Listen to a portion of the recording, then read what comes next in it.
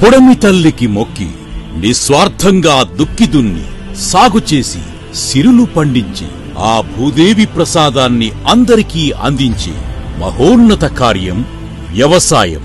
పొడమితో రైతుకు ఉన్న అనుబంధం మాటల్లో చెప్పలేం.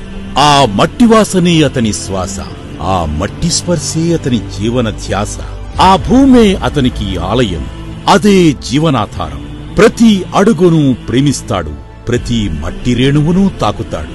విత్తు భూమిలో వేస్తున్నప్పుడు బిడ్డను తన చేతిలో నిద్రపుచ్చిన తండ్రిలా లాలిస్తాడు. వచ్చిన మొలకల్ని కంటికి రెప్పలా కాపాడుతాడు, రెండు చేతులతో జ్యోతిని కాపాడినట్టు. రేయనక పగలనక కాపు కాసి ప్రకృతి వైపరీత్యాల నుంచి కాపాడి కాపు కాసే వరకు తోడుగా ఉంటాడు. దీనికోసం కాయకష్టం చేస్తాడు. పొడమిని తన స్వేదంతో తడుపుతాడు. సేద్యంలోనే సేదతీరి సిరులు పండిస్తాడు. స్వర్ణవర్ణంలో ఉన్న ధాన్యపు సిరులను చూసి మురిసిపోతాడు, మైమరచిపోతాడు. వ్యవసాయం చెప్పడానికి చాలా సులభం, కాని ఒక విత్తును మహావృక్షం చెయ్యాలంటే అందుకు కాయకష్టం చెయ్యాలి, కంటికి రెప్పలా కాపాడాలి.